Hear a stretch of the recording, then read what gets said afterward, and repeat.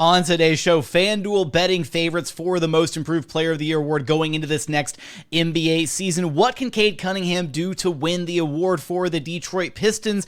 Should he even be in the running for the award as a former top pick, though? It's all coming up right here at Locked On NBA. You are Locked On NBA, your daily NBA podcast. Part of the Locked On Podcast Network, your team every day.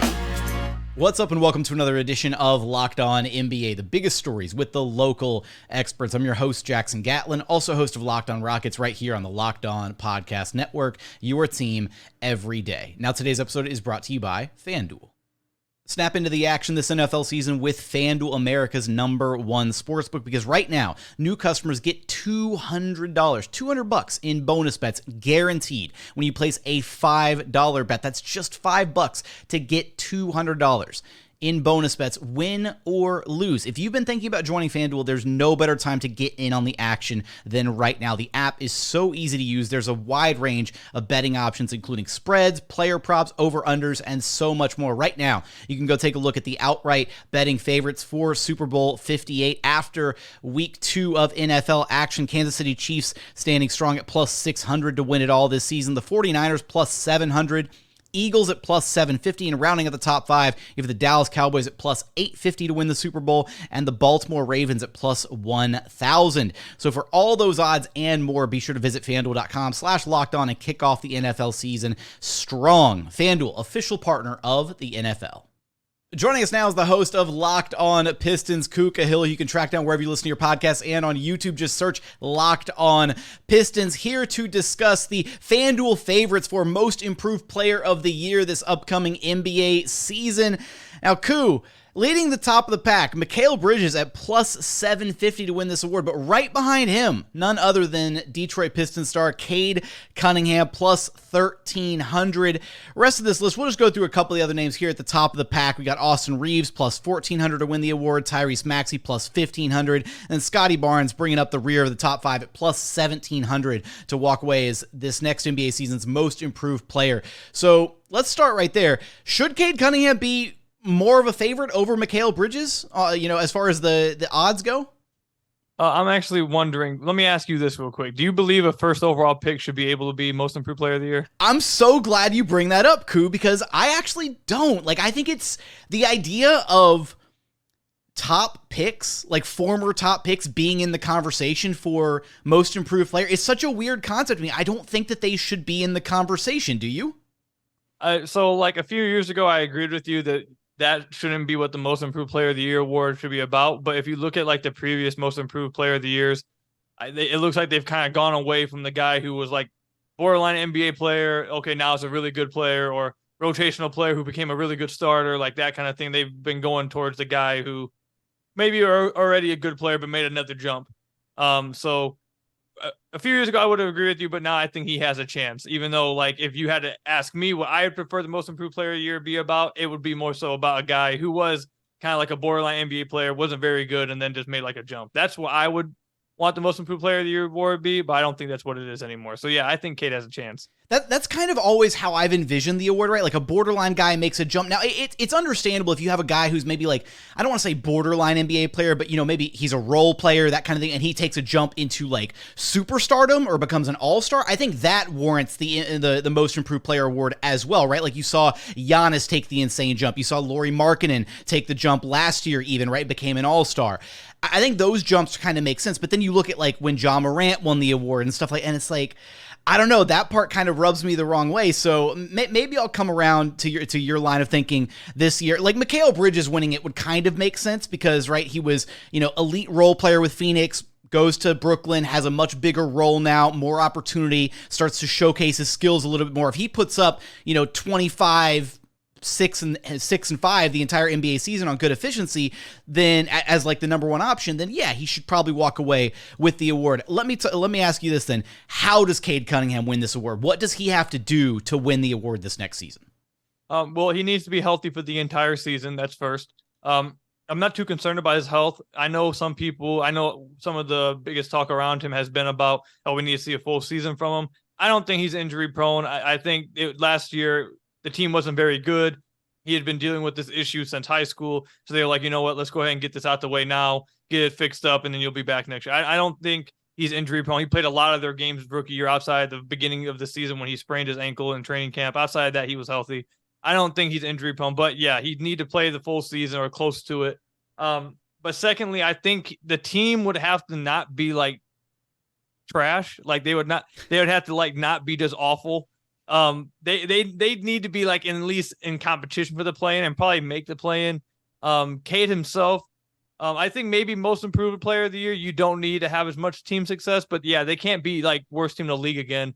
And Cade would have to be around, I think probably like 23 points a game, 7 and 7 on good efficiency. I think that he would probably get some consideration for. But like you said, I would rather. I'm a Pistons fan. I root for the Pistons, but like Mikal Bridges, if Mikal Bridges were to like sustain what he did for the entirety of his when he went to Brooklyn, if he were to sustain that for a full year, like I'd rather give it to guys like you said that were role players that made the jump to like, oh, they might be the guy, or like this guy might be a 1A. Like those kind of things is how I think most improved should go. But I think Cade definitely can do it because he has the narrative around him too. He has the hype going on around him this offseason.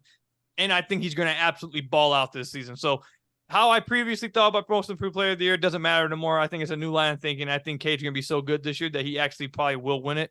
I made a prediction on the podcast a few weeks ago. I think he's going to win it.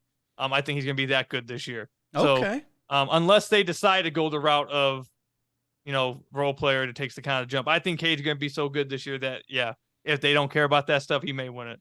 It'll be like when they mix up, the MVP narrative intentionally just to figure out who they want to pass the award along to. Right. I will say, I know you gave us kind of like the raw numbers that you're looking for out of Cade, but is there anything specific in his game that you're looking for him to improve on to really round him out as a full, rounded out player this year? I think the main thing is the pull-up three-point shooting. Going back to college, he was a fantastic shooter. That was one of the biggest things about him is that he's this big guard who can play make, get to the rim, and he can space the floor out coming off pick and rolls and shoot pull-up threes. And that's something that just he hasn't had so far into his career. Now, obviously, he's been dealing with that leg injury. It sounds like that he was dealing with getting lift into his shot because of it. So hopefully that cleans it up and he gets some more lift into his shot and gets some more air underneath it. I know everything that we've heard throughout his offseason is that the shot looks fantastic. And the clips from Rico Hines runs, whatever you want to put stock into that. Tons of pull-up threes. We see him hitting, catch and shoot threes, pull-up threes. Looks really good. I know in Team USA, I heard that he was shooting really well. Talked with Ben Golliver about it. He was shooting the ball really well. So if the surgery was able to, help his lower body with that, and he's able to get back to where he was in his college, yeah, I think it's going to be tough to stop him. Like, I think that's really the only thing that's holding him back. He was a really good, when you look at, I believe it was B-Ball Index tweeted out his rookie year. If you look at like the quality of his finishes and the quality of spacing, he was one of the best finishing rookies of the past 20 years. He's already a really good playmaker. He's a fine defender. The only thing keeping Cade from being like what people thought he was going to be at number one is his pull-up three-point shooting. So if that comes around this year, like I expect it to, and like everyone around him thinks it's going to, I know for a fact that his camp has made it a big emphasis this offseason. If that comes around, yeah, I think that's going to be the easiest way. If that comes around, it's over with.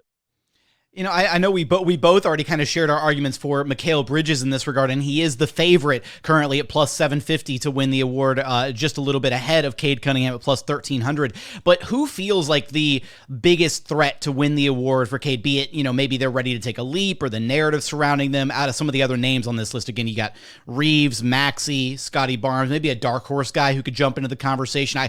I myself, I got to separate my biases here, but I see Alperen Sengun on this list at plus 1800 just outside. He comes in at number 6th as far as the odds go, and I think Sengun has a really good chance this year to take a massive leap production-wise, new role for the Rockets. Who do you think has a chance to be maybe a dark horse guy to sneak into the conversation? Yeah, I think Sengun is a good one, especially if they give him some higher usage this upcoming season. I know I've seen a lot of Rockets fans talk about how much they're interested in seeing how much they use him this year, how much of a focal point he'll be of the offense this year, especially with Ime Udoka now taking over. So, that'll be interesting. I think he's a dark horse one. Of the names that you said, I think Tyrese Maxey could be a really good one, especially if like the whole James Harden thing plays out to where Harden doesn't play or he gets traded or anything.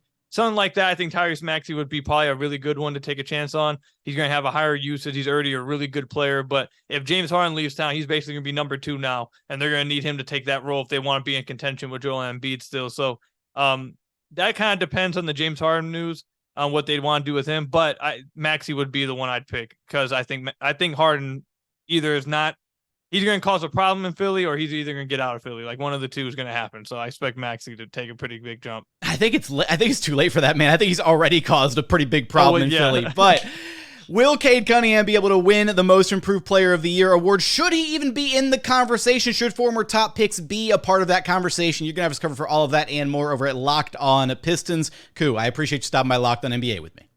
Appreciate you having me.